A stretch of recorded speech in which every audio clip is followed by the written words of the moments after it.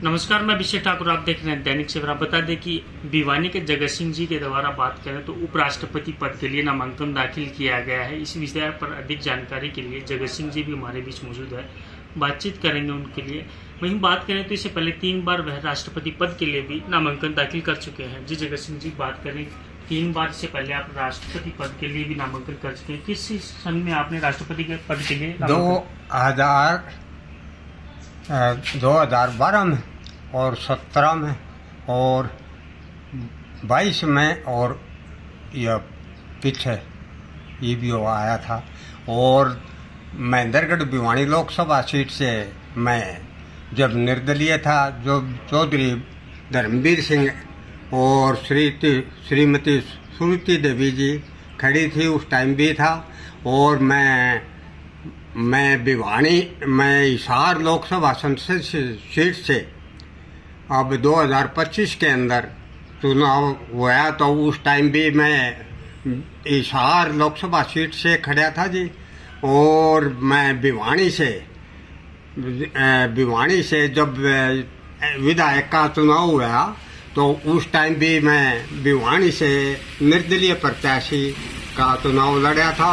और एक बार मैं राजस्थान स्टेट से विधायक का चुनाव लड़ूं था, तो उस टाइम मुझे आरडी नहीं मिली, क्योंकि ये लोगों ने मुझे आश्वासन तो दे दिया। फिर मैंने सोचा कि अपने हरियाणा से लड़ाएंगे।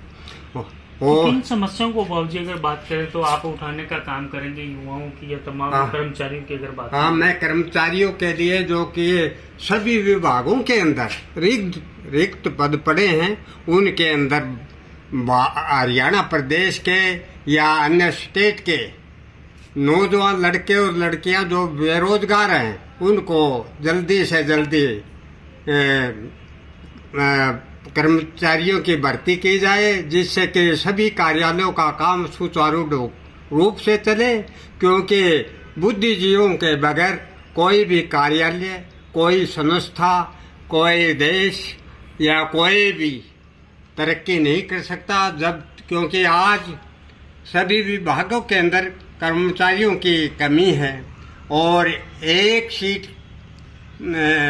व्यक्ति 4-4, 5-5 सीटों का काम करता है। वो कभी बीमार भी हो सकता है, कभी उसको छुट्टी की भी आवश्यकता पड़ती है।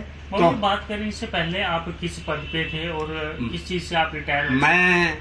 मैं 1975 के अंदर कुरुक्षेत्र मीटर रीडर के पद पर बिजली बोर्ड के अंदर लग गया था। और फिर 4 चुनावों में मैं कैशियर बना।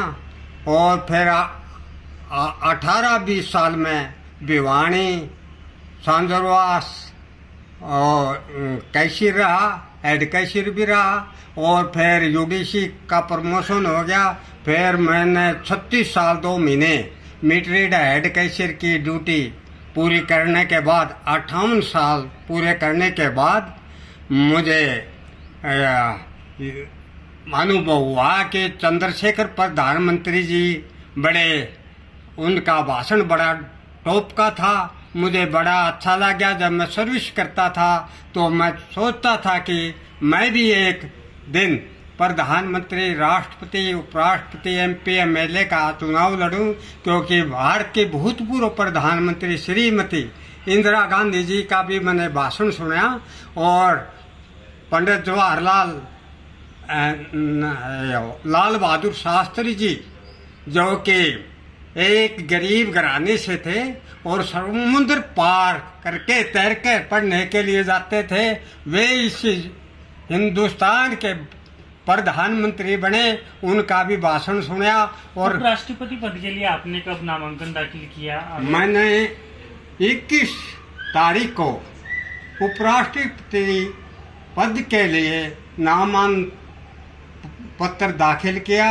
और मैं भारतवर्ष के सभी युवाओं को, महिलाओं को, बुजुर्गों को, माता बहनों को तथा लोकसभा तथा राज्यसभा के सदस्यों को तथा भाजपा सरकार के पास पूरा बहुमत है, क्योंकि नरेंद्र मोदी जी ने स्मृति ईरानी को जब चुनाव हार गई थी तो उन्होंने उसको भी मिनिस्टर बना दिया था और फिर भाजपा सरकार में वह जीत गई थी, क्योंकि हार जीत तो वैसे होती रहती है। अभी उम्र कितनी है बाबूजी? मेरी उम्र 71 साल 6 महीने और 21 दिन का हो चुका हूँ।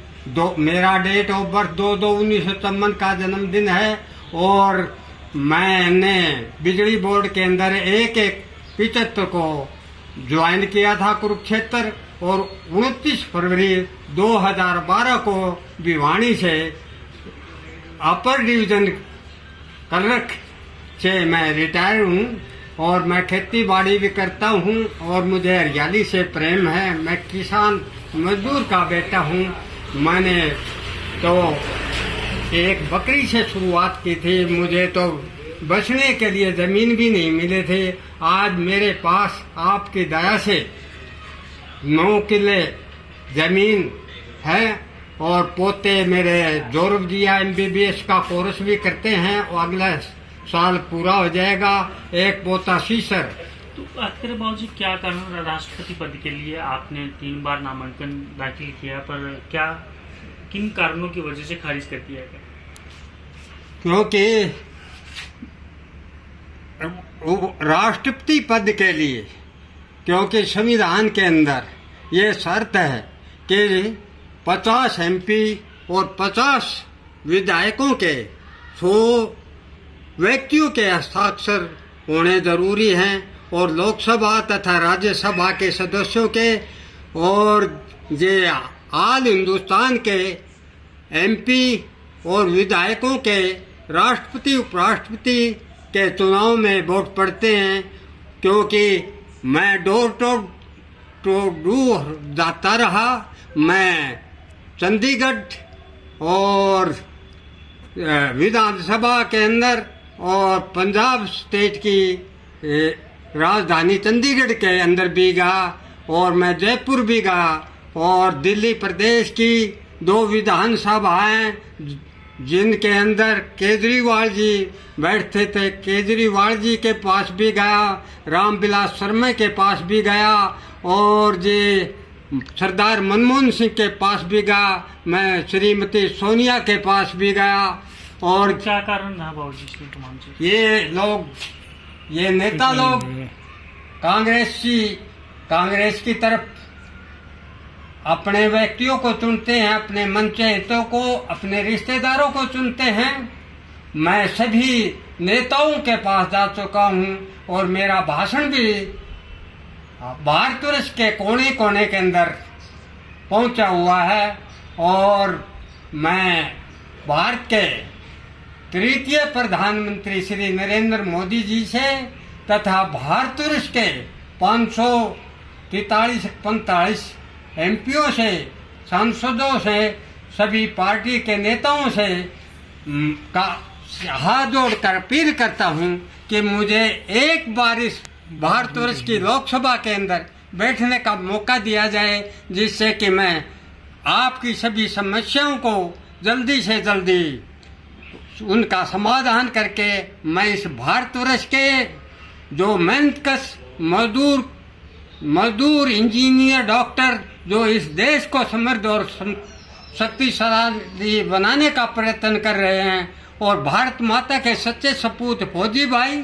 जिनके सहारे देश बसे हुए हैं, मैं शहीदों के नाम पर हॉस्पिटल, धर्मशाला, कॉलेज और बड़े बड़े उद्योग और जो मैंने नरेंद्र मोदी जी के पास 76 पॉइंट लोकसभा के अंदर लिखे हुए हैं मैं लागू करूंगा, जिससे कि भारत माता की जय हो।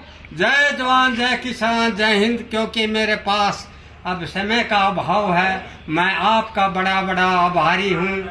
शहीदों के नाम पर उनके 3 पीढ़ियों के नाम लिखवाऊंगा, क्योंकि हरियाणा प्रदेश के अंदर रजिस्ट्री के अंदर मेरा पिताजी का और तो बाबा जी का। बीच जगत सिंह जी थे जिन्होंने जैसे कि पूरी तमाम अपनी कहानी बताई, किस तरह से जो लगातार 3 बार इन्होंने राष्ट्रपति चुनाव के लिए नामांकन पत्र दाखिल किया। बात करें 2012 में, 2017 में और 2022 के अंदर इन्होंने अपने राष्ट्रपति पद के लिए जो नामांकन दाखिल किया गया था। वहीं बात करें तो 2025 के अंदर अब की बार इन्होंने उपराष्ट्रपति के लिए जो है नामांकन पत्र दाखिल किया है। पर अगर बात की जाए तो हर बार जो है पूरी जो है तमाम एमपीओ की जो है 50 से अधिक एमपीओ के साइन न होने के कारण जो है इनका नामांकन पत्र खारिज कर दिया जाता था। वहीं उन्होंने अब की बार भी अब की उपराष्ट्रपति के लिए नामांकन पत्र दाखिल किया है। दैनिक सवेरा के लिए भिवानी से अभिषेक ठाकुर।